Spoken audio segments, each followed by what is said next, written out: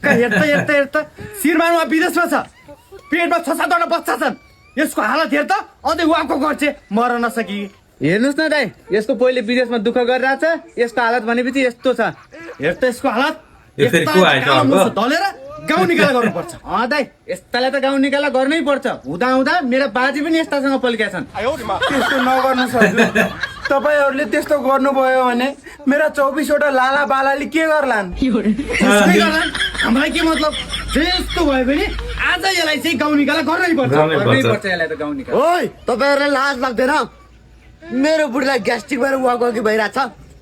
तपाईहरुले चाहिँ नाना थरी आरोप लाउँदै हुनुहुन्छ।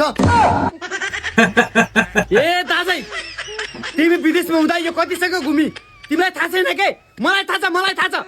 गाउँका युवाहरू कति पनि बाँकी छैनन्, बुझ्यौ नि? मैले घुमाएँ 1-2 हप्ता त।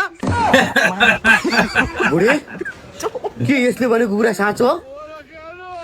बुढी सुनिरहस्, यसले भनेको कुरा साँचो हो कि नै? तिमी कोहीसँग घुम्न गयौ कि नै? ए दाजै, के साँचो हो भनेर कोटाइरहेछौ तिमीले? हो देख्न सक्दैन आफ्नै अगाडि बुढी कत्रो छ यत्रो? Oh my God, I can't believe. Bihar is a man object in the question.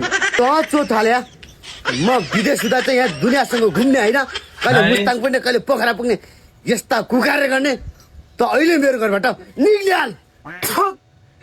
तिमीहरूको घटिया सोच। बुढो विदेशमा जाने बित्तिकै सबै केटीहरू केटाहरूसँग लाग्छन् भन्ने हुन्छ? यो त मैले नाटक गरेको नाटक। केही पत्ता सत्ता छैन मेरो पेटमा। तिमीहरूको सोचलाई बदल, तिमीहरूको सोचलाई। कोही विदेशमा जाने बित्तिकै केटीहरू सबै केटाहरूसँग लाग्छन् भन्ने हुन्छ? तिमीहरूको सोचलाई बदल पहिला। ए बुढा, तिमीलाई के भएको हो? तिम्रो अलिकति दिमाग सिमाग छैन? तिमीलाई अलिकति बुढीप्रति विश्वास भन्ने चिज छैन? मलाई यस्तो बुढा सुधा चाहिँदैन कि मलाई? विश्वास नगर्ने मेरो विश्वास नभएपछि माया कसरी चल्छ? घरबार कसरी चल्छ? विश्वास ल ठिक छ, तिमीले पनि मलाई धोका दियौ। हेलो रमेश डार्लिङ, कुन क्याफेमा छौ तिमी भन त? म तुरुन्त आइहालेँ।